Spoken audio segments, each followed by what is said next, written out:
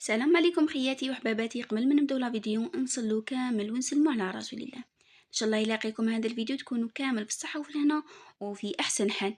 كما راكم تشوفوا خياتي جبت لكم اليوم وصفه لي كيش بالسلق، تجي وصفه بزاف سهله وبنينه وراح تحمر لكم وجهكم. تقدروا ديروها بعده حشوات، انا هنا عطيتها لكم بالسلق. شوفوا تجي محمره بكميه صغيره تاع فرماج، يكون رخيص. كيما راكم تشوفوا تجي طريه، ودرتها لكم لهنا بعجينه التوريق اللي عطيتها لكم في الفيديوهات السابقه.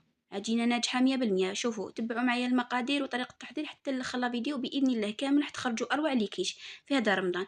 كيما راكم تشوفوا لهنا عندي سلق كنت طيبته من قبل وكامل، وفضل لي كنت طيبته بالبيض عفوا، والدرسه وكامل والثوم.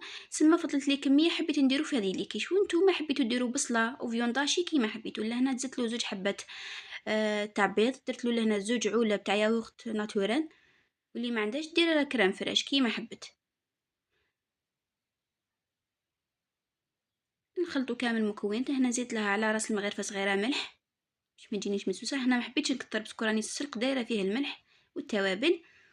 نتوما الا عندكم السلق عادي غلوه، من بعد عصروه وزيدوا له شويه فلفل كحل وديروه في هذه لاباراي. زيدوا له معاه البيض ولا الياغورت ناتورال. هذا ما كان. وشنو كي فضلت لي ما حبيتش نخليها خساره وكامل، درتها في ليكيش وجات بزاف بنينه. هنا نزيد لها الاضافه تاع الفرماج نتاع الباراو، تحبوا تزيدوه كيما تحبوا ما تزيدوش.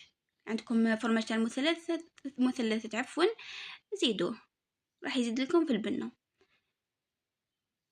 خلطنا كلش. من بعد نجيب لهنا العجينه التوريق اللي كنت وجدتها معكم في الفيديوهات السابقه. درت معكم بها الكوكا، درت معكم بها انواع شحال من كوكا درتها معكم بهذه العجينه. تجي ناجحه 100% وتجي مورقه ما شاء الله.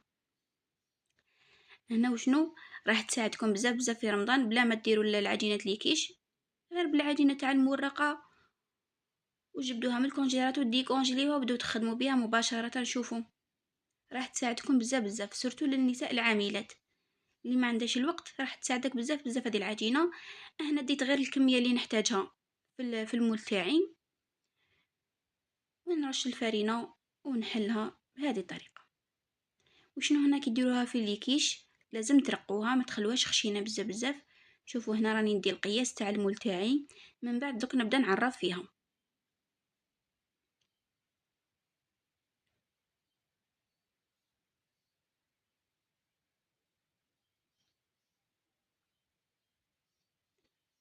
كما راكم تشوفوا انا كي نشوفها شويه تلصق لي نسي نعاون روحي بالفرينه، حاجه قليله برك ونكمل نحلها.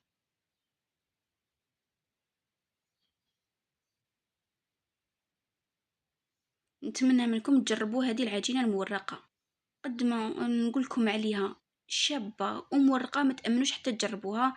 انا باذن الله راح نعتمدها بزاف بزاف هذه العجينه، وما راحش نبدلها لمدى الحياه. ندير عجائن واحد اخرين تاع مورقه، بصح هذه العجينه تحمر لي وجهي بزاف بزاف، تجي هايله. كيما راكم تشوفوا لهنايا ندخل العجينه تاعي في المول. كيما راكم تشوفوا العجينه ما راهيش خشينه بزاف، راهي رقيقه.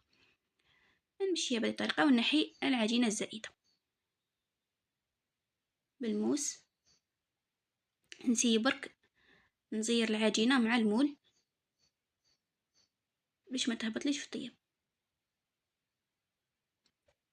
نتوما تحبوا ديروهم شغلي كل واحد حبته كيما حبيت. انا درتها في مول كبير.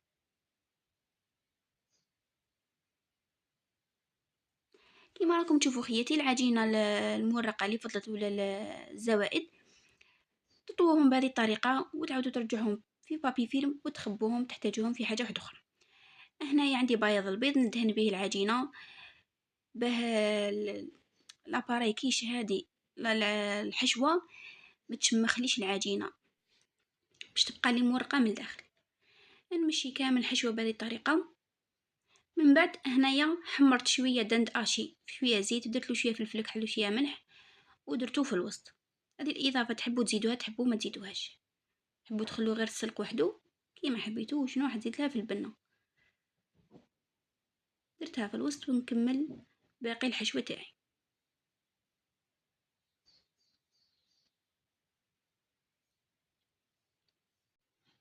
كما راكم تشوفوا هنا خياتي باك ما تكثروش الحشوه، باسكو راه فيها البيض وكامل راح تزيد تنفخ لكم باش ما تفيض لكمش في الفرن.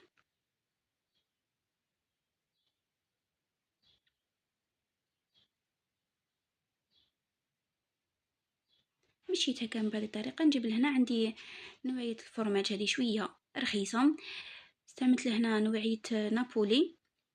من بعد دوك نزيد لها شويه فرماج الموتزاريلا، كنت شيتو بالميزان بس 20,000. حكمت لي شحال وانا نخدم بها، نديرها غير كميه صغيره من الفوق باش تعطيني هذيك اللون الشباب اللي من برا يجي احمر وكامل، يعطيني المنظر شباب. شوف عندي كميه صغيره تاع موتزاريلا، ندير غير كميه والباقي نخليهم. وهذاك الفرماج اللي درتو نابولي نسي ندخلوه في الحشوه تاعي باش ما يبسليش. الدور تاع الموتزاريلا غير يعطيكم غير اللون هذاك الشباب اللي جاي فوق الكيش تاعكم ويجي شهي. هذه لاستوس خياتي نديرها بزاف كي تكون عندي نوعيه الفرماج رخيصه. شوفوا دخلتها طابت من تحت على نار تكون قليله، كي تحمرت لي من تحت وتنفخت شعلت لها من فوق حمرتها، وهذا هو شكلها النهائي من بعد ما جبتها من الفرن. يجي لونها رائع والبنه بنينه بنينه، وتجي هذيك العجينه المورقه تجي خفيفه، تجي مرقه ومقرمشه. شوفوا هنا راهي سخونه، هنا ما بقاش على الاذان مين با يا ربي 3 دقائق راهي سخونه تولول.